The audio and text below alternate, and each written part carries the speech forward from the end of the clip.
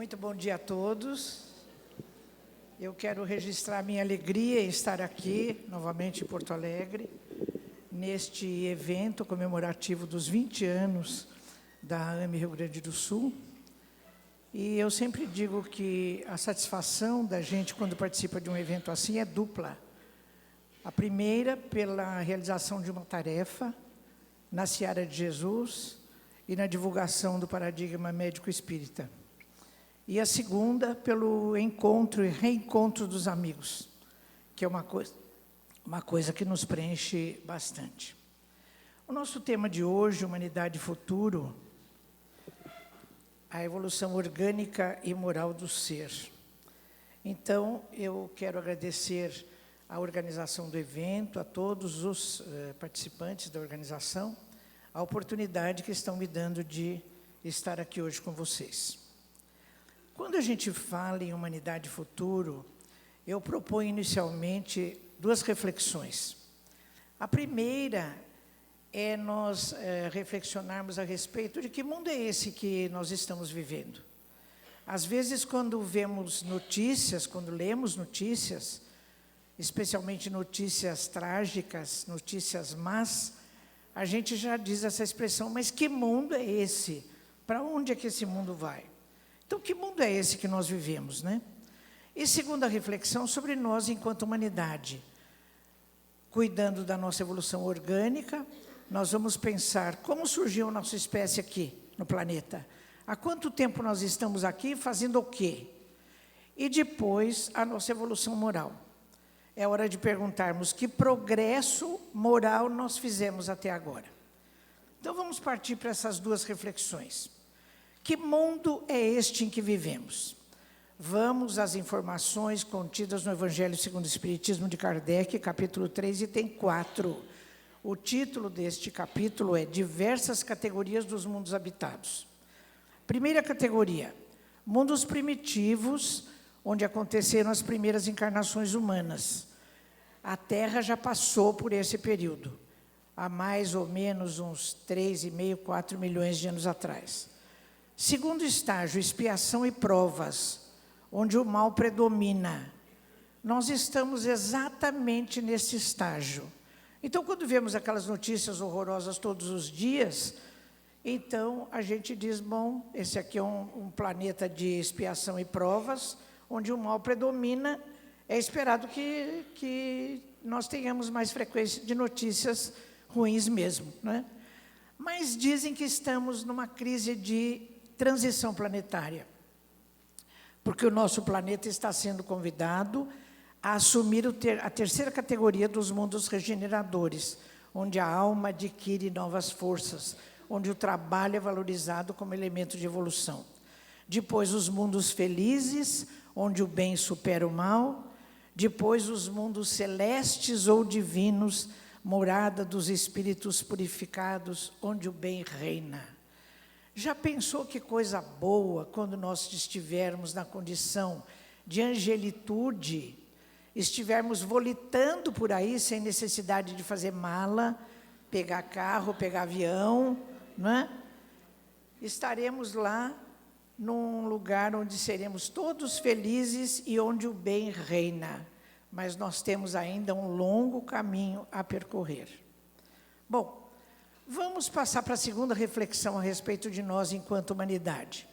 Como é que começou essa tal de humanidade aqui no planeta Terra, né? Como é que nós chegamos até aqui? Vamos na Gênese de Kardec, capítulo 11. E eu lembro que a primeira edição da Gênese de Kardec é de 1868. Kardec tem um capítulo nesse livro, capítulo 11, onde ele considera como título do capítulo Hipótese sobre a origem do corpo humano. Ele foi absolutamente metodológico, porque ele usou a expressão hipótese. O Dr. Décio acabou de dizer que todo o nosso conhecimento, ele é levantado por hipóteses. Nós não temos acesso à verdade absoluta. Aliás, Kardec sempre dizia que o Espiritismo não se propõe a trazer-nos a verdade, mas em ir em busca da verdade. Isso nós fazemos através de hipóteses, de teorias e depois vamos caminhando por elas e vamos vendo o quanto de acerto e erro temos, e voltamos e reformulamos as hipóteses. O que Kardec diz nesse livro orientado pelos espíritos da codificação?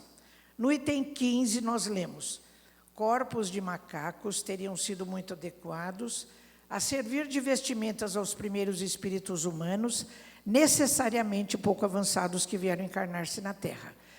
Eu fico imaginando como a Santa Inquisição não queimou Kardec na fogueira, porque em 1868 estaria escrito numa obra publicada que corpos de macacos teriam sido adequados à encarnação de espíritos humanos. Isso nós podemos dizer que é quase um atrevimento, né? Mas queimaram só os livros de Kardec lá em Barcelona, mas ele se safou dessa condenação terrível, né? Bom, então, quando eu li esse item, eu fiquei preocupado e disse: mas isso não é metempsicose?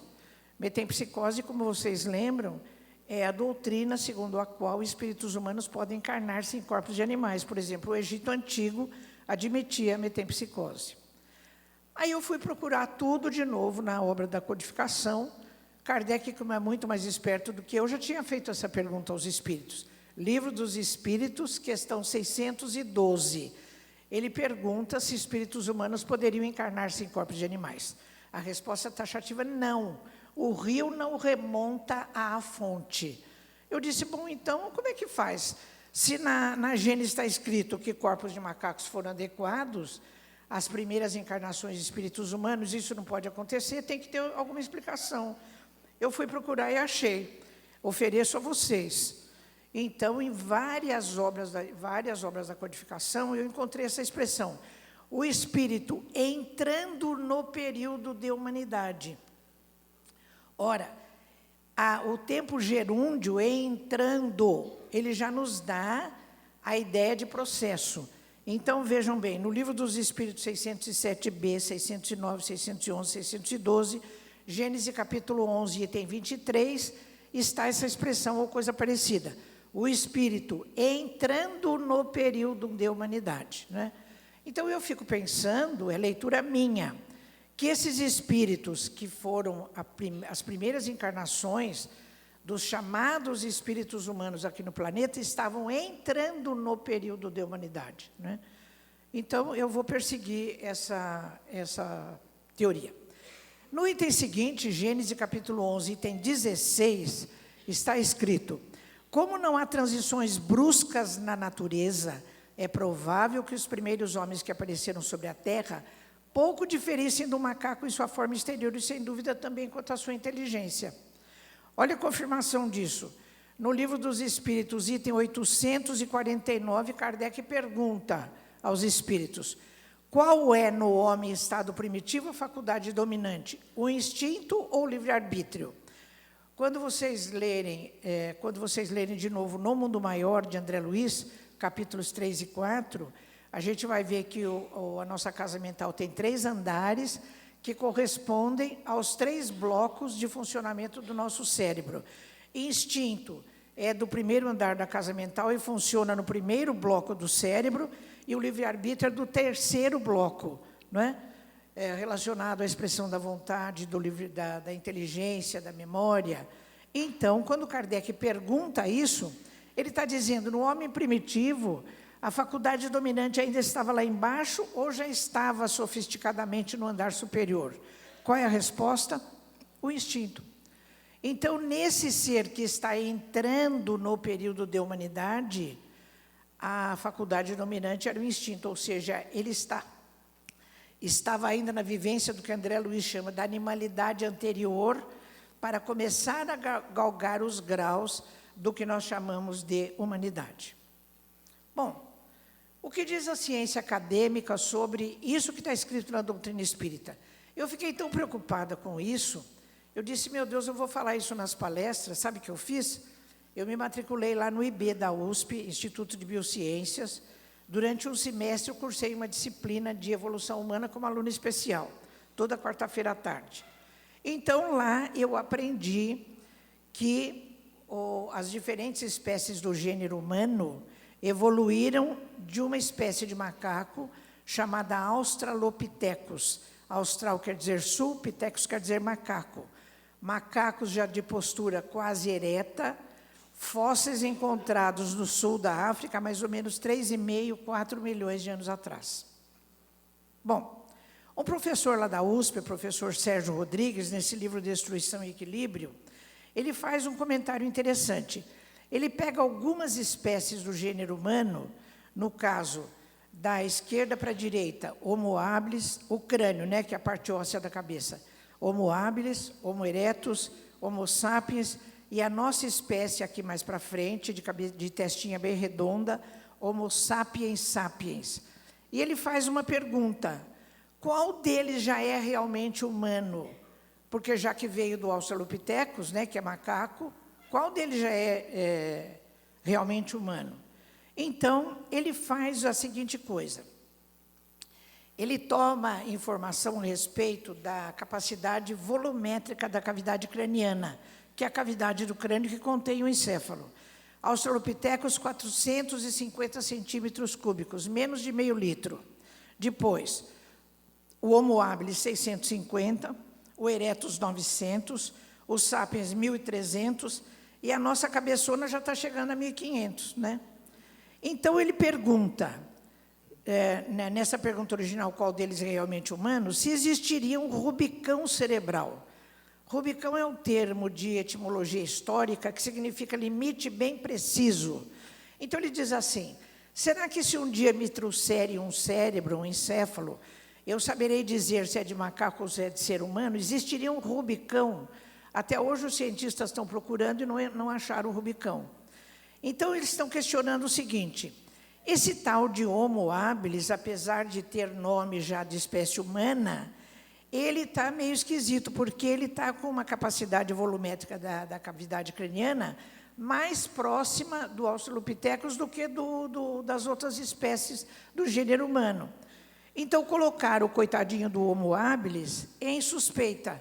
Ele está sendo questionado. Então, nesse curso, lá com o professor Walter Neves, lá no IB da USP, eles disseram o seguinte: olha, o Homo habilis, que viveu na África há mais ou menos 2 milhões de anos, era um indivíduo pequenininho, de mais ou menos 1 metro de altura, 30, 40 quilos. Em 2010, ainda foram encontrados na África mais 2 fósseis de Australopithecus sediba, com 1,9 milhão de anos, mais recentes que o Homo habilis. Então, o Homo habilis, pelo fato de ter essas características e também uma cabecinha pequena, a maior parte dos antropólogos e biólogos de hoje não aceita o Homo habilis como pertencente ao gênero humano. Então, eu cheguei à conclusão: será que ele não é o tal do elo perdido, que a gente diz tanto por aí, não é? Porque a ciência não sabe nem se ele é macaco, nem se ele é ser humano. Ele está por ali, ele e as outras espécies limítrofes. Então, eu cheguei à seguinte conclusão nessa disciplina que eu fiz: a ciência acadêmica está confirmando o que está na Gênese de Kardec, capítulos 10 e 11. Ou seja, o espírito entrando no período de humanidade. Do ponto de vista orgânico, a ciência está falando que isso é verdade, né? Então, isso está escrito na Gênese desde 1868. E agora, nas últimas décadas, é que a ciência, através da descoberta de novos fósseis, é que está chegando a esse comentário, né? Bom, na Gênese de Kardec, capítulo 10, item 29, nós vamos ler: embora isso fira seu orgulho, o homem deve se resignar a ver em seu corpo material o último elo da animalidade sobre a terra. Então eu digo: meu Deus, mas que orgulho é esse? Não basta nós sermos filhos do mesmo Criador que fez todas as outras criaturas, não basta nós estarmos encarnados neste mundo para termos encarnações sucessivas que promovem o nosso processo evolutivo, não basta tudo que temos, precisamos ser diferentes, precisamos ser o ser excelso no alto da pirâmide aristotélica. Está na hora de revermos tudo isso. A física quântica está nos mostrando que nós somos apenas mais um fio na teia da vida. É o que se lê no livro de Fritjof Capra, né? A Teia da Vida. Então, a física quântica está nos dando novas perspectivas para situarmos a nossa posição nesse universo aqui conhecido. Depois do Homo habilis, veio o Homo erectus e outras espécies paralelas. Esse aqui já pode ser considerado humano, ser humano mesmo, porque o biotipo dele é o biotipo que nós temos hoje. Então, se nós queremos nos considerar já seres humanos, o Homo erectus já era ser humano. Ele viveu na África mais ou menos 1,5 a 1 milhão de anos, ele já tinha uma altura maior, chegava até 1,40 m, 1,70 m, 70 quilos, vivia em cavernas, foi o primeiro a usar e controlar o fogo, enterravam os mortos, o que é um sinal de cultura, e ele é ancestral direto do Homo sapiens, das outras espécies, biotipo mais próximo do nosso. E foi essa espécie que fez migração para a Europa e para o leste asiático. Então, depois, se a gente encontra o homem de Neandertal, por exemplo, lá na Alemanha, foi migração dessa espécie do Homo erectus, né? Depois vem o Homo sapiens, por exemplo, o homem de Cro-Magnon, que é considerado caçador-artista, que fazia aquelas figuras rupestres na parede das cavernas, já é dessa espécie Homo sapiens. Viveu na África 500 mil anos, caçadores hábeis.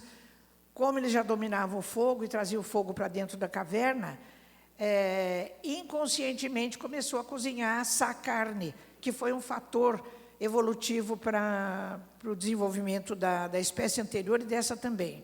Vestiam pele de animais, construíam lanças e cabanas. E depois, olha que maravilha, surge o Homo sapiens sapiens, a nossa espécie. A gente está se matando, está destruindo o planeta, mas um nome bonito nós já temos, né? Nós fizemos como Napoleão, quando ele ficou lá na Notre Dame para ser coroado imperador, o cerimonial estava demorando muito, ele mesmo pegou a coroa, se pôs na cabeça e se proclamou imperador, né? Então, nós nos demos esse bonito nome. Estamos com um nome bonito, agora não sei se merecemos isso, né? Viveu há 50, 100 mil anos, esse dado varia muito. Promoveu grande desenvolvimento de tecnologia, domínio da natureza, organizações sociais, arte, ciência, uma beleza. Vou mostrar para vocês o que a nossa espécie já conseguiu fazer. Olha a tecnologia espacial, né? Estamos aí com o microscópio Hubble, com sondas espaciais, com foguetes, com tudo quanto é coisa, inimaginável. O homem ter ido à Lua há mais de 40 anos, né? Tem gente que até hoje não acredita. A tecnologia nas modernas construções civis, sabe o que é isso? É um hotel lá em Dubai, construído submerso no mar. Todo submerso no mar. Sabe quando que eu vou agendar uma hospedagem nesse hotel? Por duas razões básicas. Primeiro, porque a hospedagem é milionária, eu não tenho cacife para isso. E segundo, porque a minha claustrofobia jamais permitiria uma incursão dessa, né? Mas olha o atrevimento do ser humano na tecnologia das modernas construções civis. A tecnologia para vencer as grandes distâncias. Hoje nós temos trens, bala, temos aviões supersônicos, tem uma coisa fantástica. Depois, a tecnologia na medicina. Hoje em dia se fazem cirurgias, aí tem um cirurgião que é especialista no assunto lá do outro lado do mundo, liga lá o Skype, as coisas, e ele participa da cirurgia, dá os seus palpites, não é? E as modernas próteses. Esse indivíduo aí, houve um questionamento, porque com as pernas mecânicas ele corre numa velocidade maior do que corria com as pernas originais, né? Então, a tecnologia na medicina está uma coisa fantástica. A tecnologia na comunicação nem é preciso dizer, né? Hoje nós estamos aqui, e o nosso amigo Paulo disse no começo que o evento está sendo transmitido para o mundo todo pela internet, pela Rádio Fraternidade, e a gente sabe que com o simples computador você está em tempo real e conectado com o mundo todo. A tecnologia das partículas subatômicas. O CERN, esse Conselho Europeu para a Pesquisa Nuclear, o maior centro de pesquisa nuclear do mundo, maior laboratório de física de partículas, localizado na fronteira franco-suíça. Em 2011 e 2012, o CERN anunciou a descoberta do bóson de Higgs. Aí eu fui atrás de saber o que é esse tal de bóson de Higgs. Então, vou contar para vocês. Começou assim. O tal do Higgs, que é um físico, ele imaginou, ele teorizou que uma força invisível, conhecida depois pelos cientistas como campo de Higgs, formou-se junto de partículas associadas, os tal dos bósons de Higgs, transferindo massa para outras partículas fundamentais. Se não fosse pela massa, todas as partículas fundamentais que compõem os átomos e os seres viajariam pelo cosmos na velocidade da luz, e o universo, como conhecemos, não seria agrupado em matéria. Então, eu entendi uma coisa, que matéria é uma coisa e massa é a matéria juntadinha, tudo numa coisa só, né? Bom, aí eu fiquei pensando e falei, parece que eu já vi isso em algum lugar.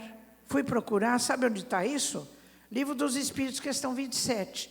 Lá está escrito assim, olha, esse fluido universal ou primitivo, ou elementar, sendo o agente de que o Espírito se serve, é o princípio sem o qual a matéria permaneceria em perpétuo estado de dispersão e não adquiria jamais as propriedades que a gravidade lhe dá, de massa, né? Então, o Livro dos Espíritos, questão 27, já está falando do bóson de Higgs sem dar esse nome a ele, né? Então, como o Dr. Décio disse, nós temos verdadeiras revelações dentro da literatura espírita, e cada vez que nós lemos, aguçados pelo que a ciência já está sinalizando, a gente vai lá ler e fala, meu Deus, né? Mas quanta surpresa nós temos aí. Então, o bóson de Higgs já está referido na questão 27 do Livro dos Espíritos. Então, eu estou imaginando que nós estamos vivendo um tempo de convergência desses dois caminhos, do Espiritismo, que nos traz tantas revelações, como ciência, e da ciência acadêmica, né? As coisas estão chegando. Eu acho que logo, logo, a ciência acadêmica vai descobrir, vai atinar que esse tal de espírito existe mesmo, né? Eu acho que esse tempo está chegando. Bom, então a nossa espécie, Homo sapiens sapiens, já fez tudo isso, né? Está lá com hotéis submarinos, com velocidades suprassônicas e tal. Mas e o outro lado da questão? Nós, enquanto humanidade, estamos vivendo graves questões sociais. Fome, miséria, terrorismo, guerras, conflitos. Quando a gente vê as notícias, a gente fala, não é possível que isso esteja acontecendo no nosso planeta, né? Com tanta evolução tecnológica que nós já temos. A questão dos refugiados, meu Deus, eu fico desolada cada vez que eu vejo essas pessoas fugindo da própria pátria, correndo risco de vida, se afogando, né? Em busca de paz e de condições de vida. Nós estamos, enquanto humanidade, também vivendo graves questões morais. O aborto. O aborto está disseminado no mundo todo, na Europa, nos Estados Unidos, no Canadá, é uma coisinha trivial. Se fala em aborto assim, como se fosse você vai trocar de roupa, vai descartar uma coisa que está te incomodando, né? Uma coisa absolutamente inimaginável. Eutanásia neonatal na Holanda. Quando nós vamos para a Europa, com esse grupo da AMA Internacional, eu cheguei na Suíça, como disse o Décio, eu falei, meu Deus, que beleza de país, que paisagens maravilhosas. Depois comecei a ver que é o maior índice de suicídio, né, que é o maior índice de depressão da Europa. Comecei a ver o outro lado. Quando cheguei na Holanda, que beleza, né? Que beleza de país, não tem desemprego, tem isso, tem aquilo. Aí comecei a ver o outro lado. No ano 2000, nasceu uma menininha na Holanda, de nome Ana. A Ana nasceu com malformações no cérebro e na coluna e também com fenda palatina. Depois de 4 semanas, os pais pediram judicialmente a eutanásia da Ana. Houve um questionamento jurídico, mas o meio jurídico permitiu a eutanásia. O próprio Dr. Eduard Verhagen, chefe de pediatria do Hospital Universitário de Groningen, eutanasiou a Ana, a mãe segurando a Ana, o pai ao lado, os avós e um sacerdote, né?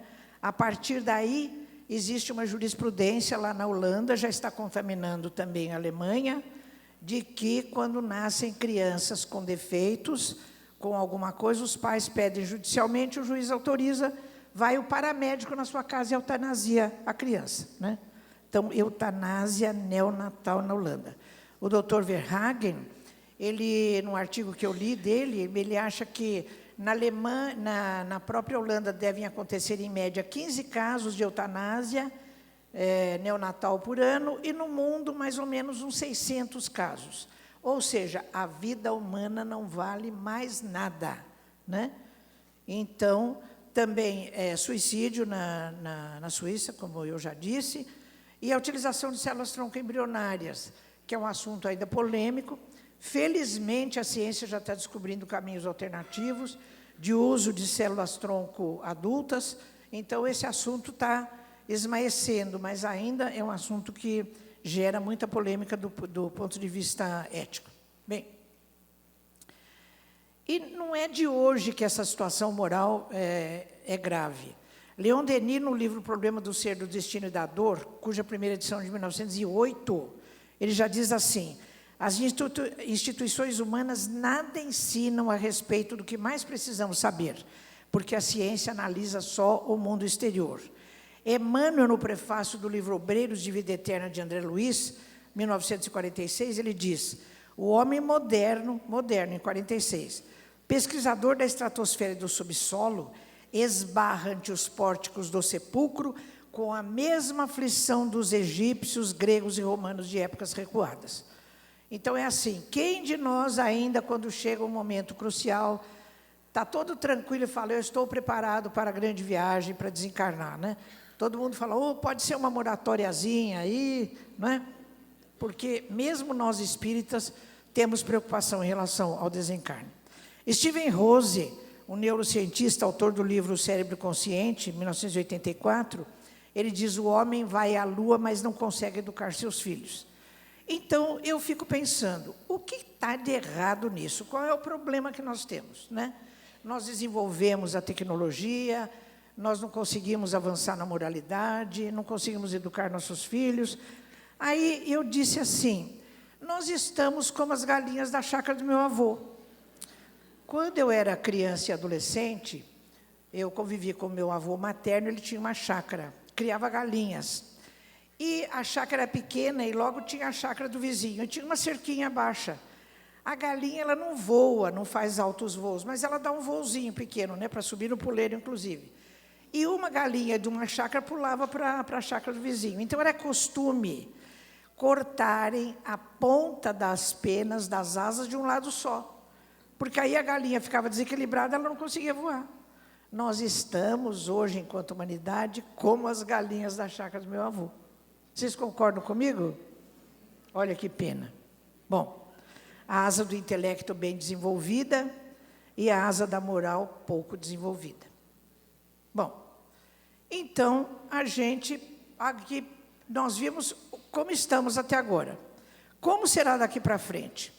Qual o nosso futuro, orgânico e moralmente? Qual o futuro do nosso planeta? Então, vamos lá. O mundo está em nossas mãos, né? Porque Gandhi diz, seja você a mudança que quer promover no mundo. Então, cada um de nós que é responsável pela mudança desse mundo que temos em nossas mãos. Vamos ver a evolução orgânica.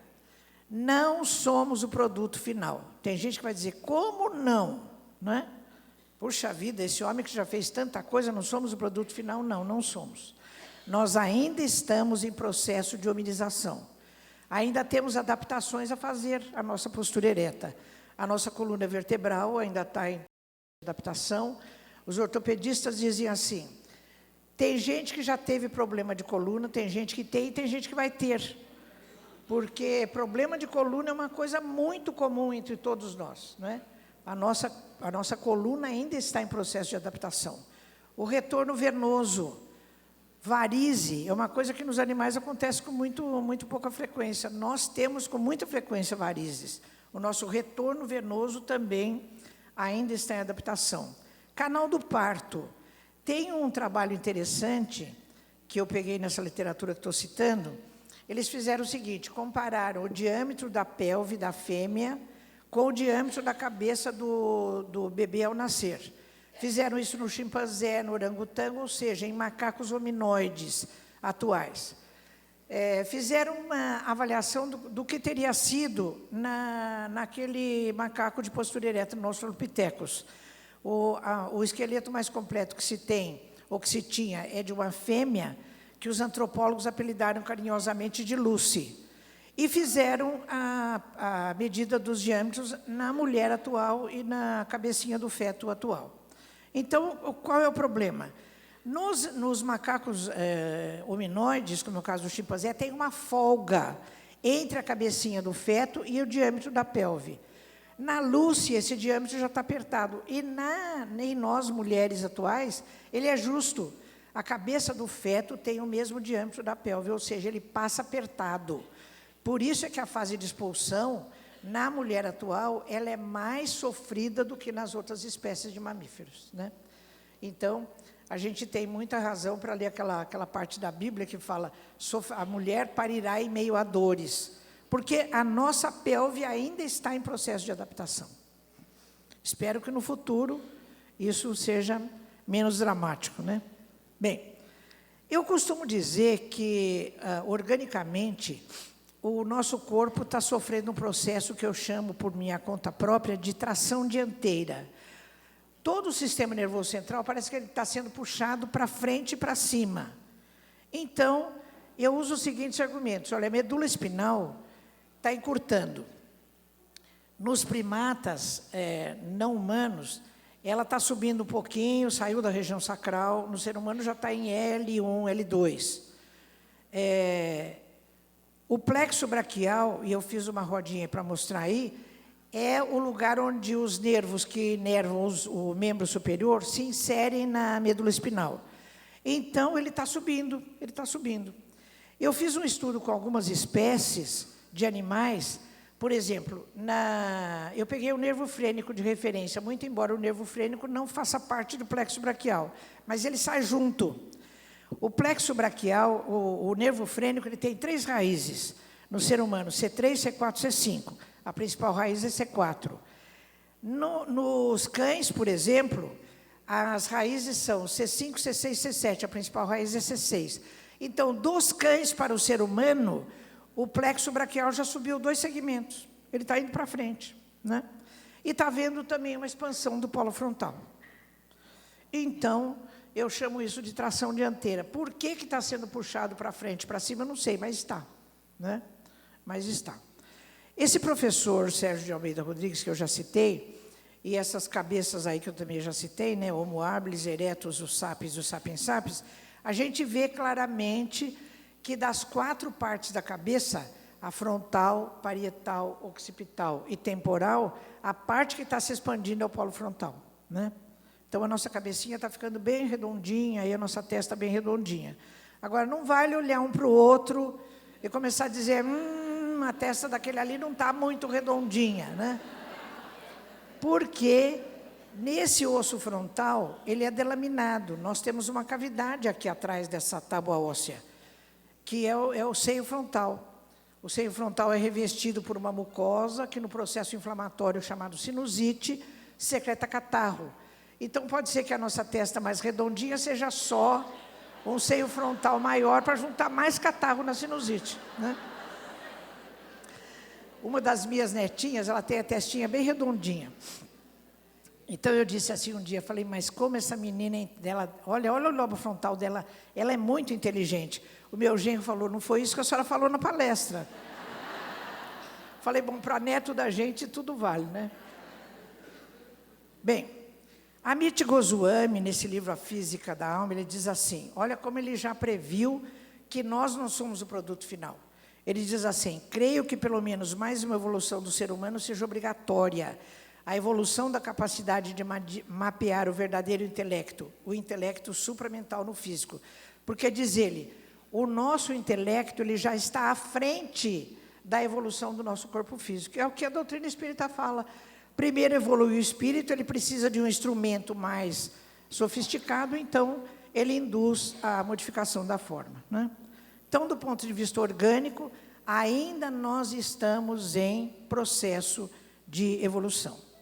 Bom, olha a questão 370 do Livro dos Espíritos. Pode-se induzir uma relação entre o desenvolvimento dos órgãos cerebrais ou das faculdades morais e intelectuais? A resposta dos espíritos: Não confundais o efeito com a causa. Não são os órgãos que lhe dão ao espírito as faculdades, mas as faculdades do espírito é que impulsionam o desenvolvimento dos órgãos.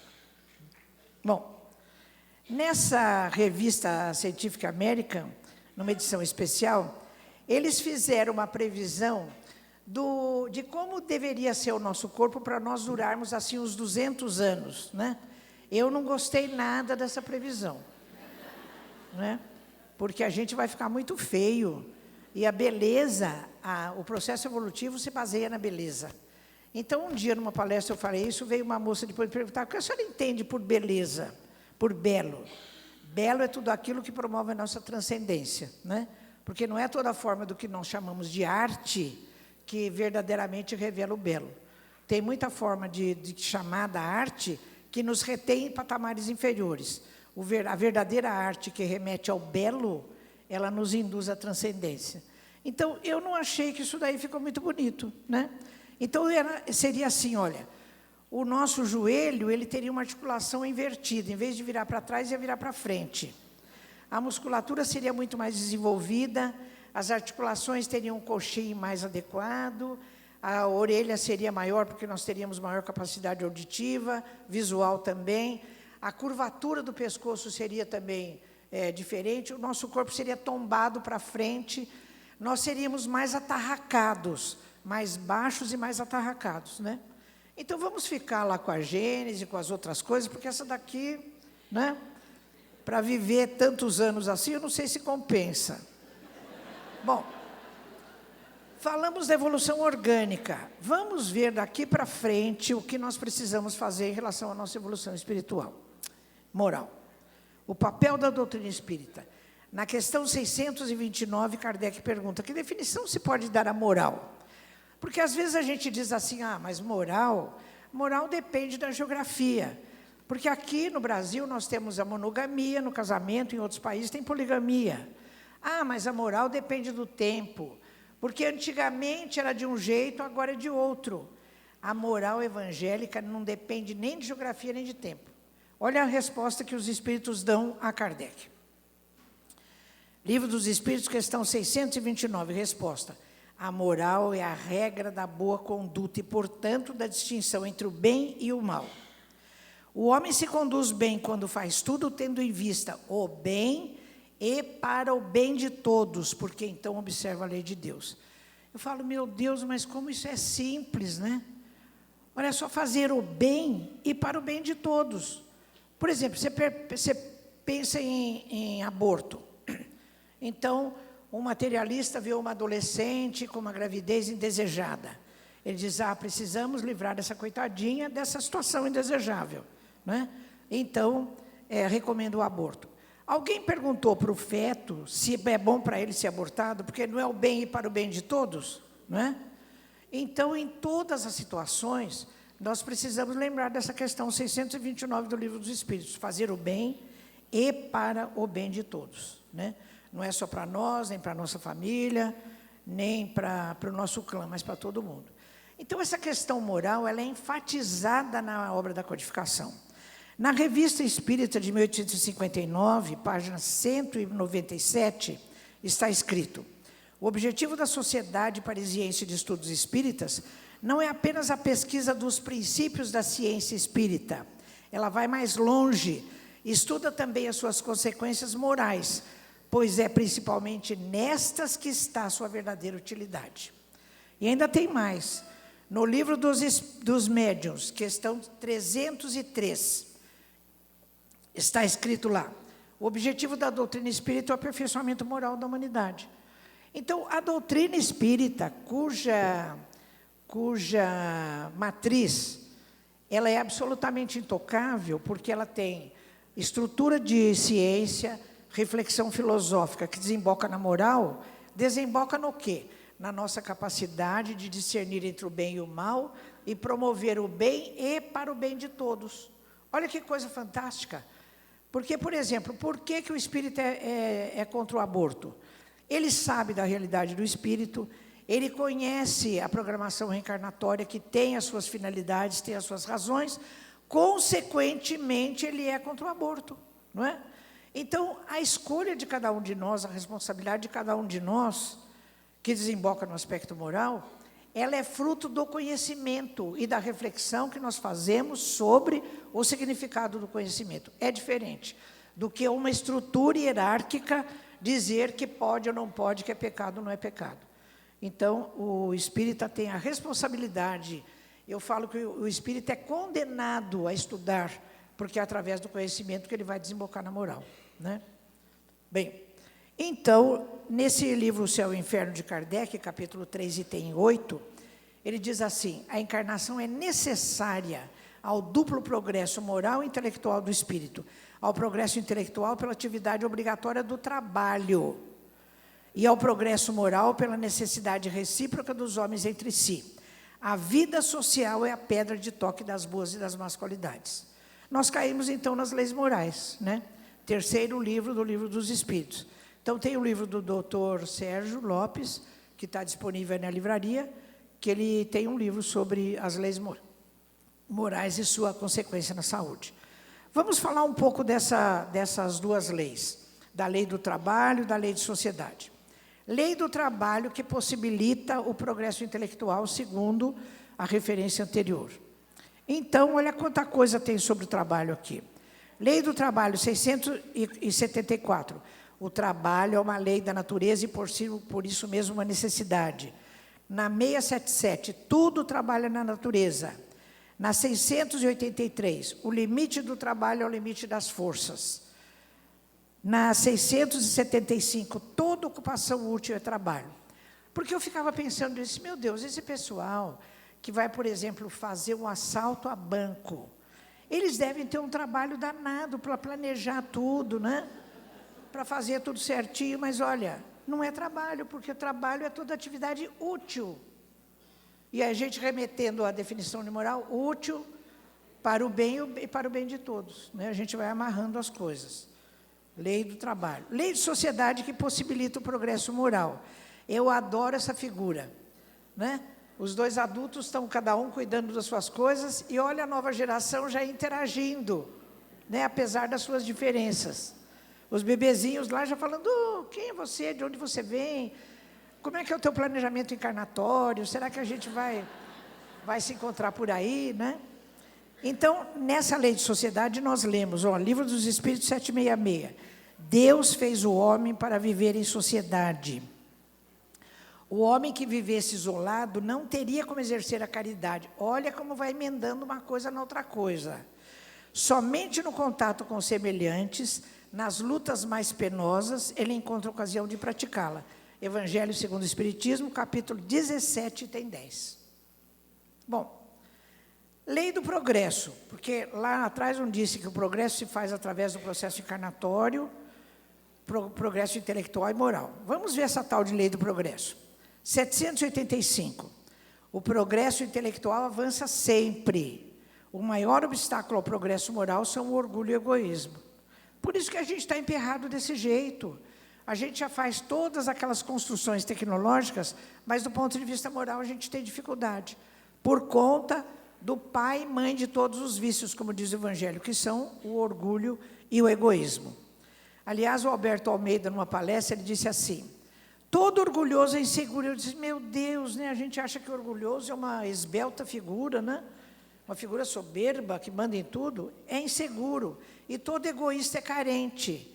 Bem que André Luiz fala que todos os males morais remetem a doenças do espírito, né? Somos doentes do espírito como orgulhosos e egoístas. Na 780A, Kardec pergunta, mas como o progresso intelectual pode conduzir ao progresso moral?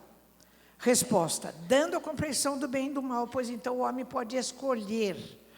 Eu sublinhei esse verbo, porque é o verbo mais importante do nosso processo evolutivo. Não é a questão moral? Você não tem que escolher o bem para o bem de todos? É escolher. Então, nós vamos caminhando por aí agora. A lei de perfeição moral, 893. Eu coloquei aí como exemplo a parábola do bom samaritano. A mais meritória de todas as virtudes é aquela que se baseia na caridade mais desinteressada. Aí a gente começa a perguntar, caridade, né?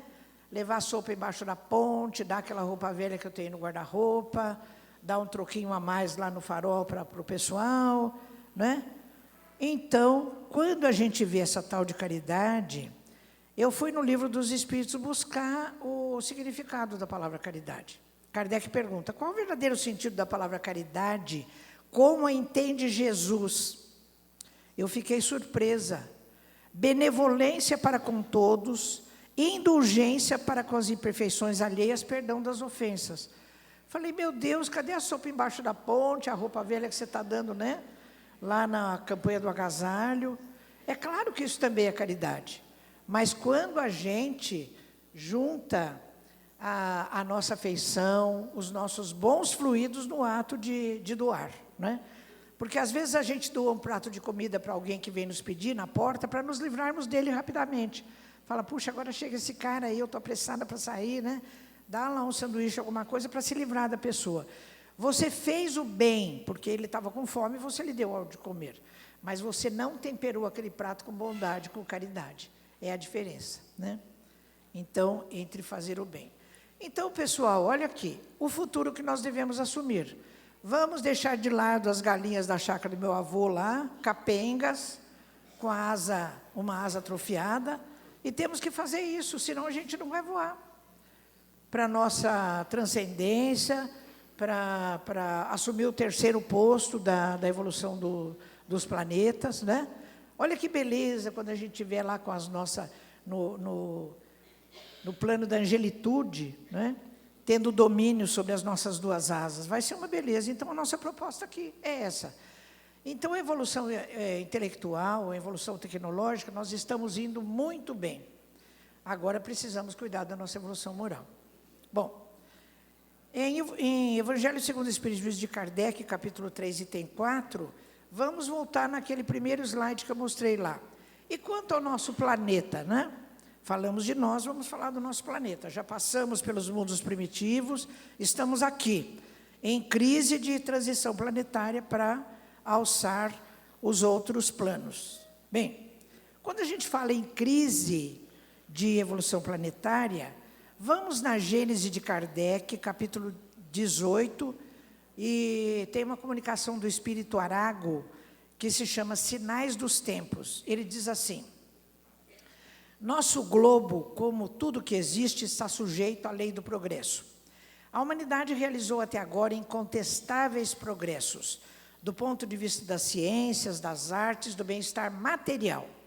Resta-lhe ainda um imenso progresso a realizar, o de fazer reinar entre os homens a caridade, a fraternidade e a solidariedade, para assegurar o seu bem-estar moral.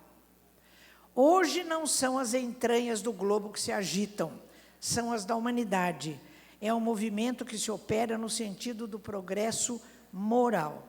Olha, isso é escrito em 1868.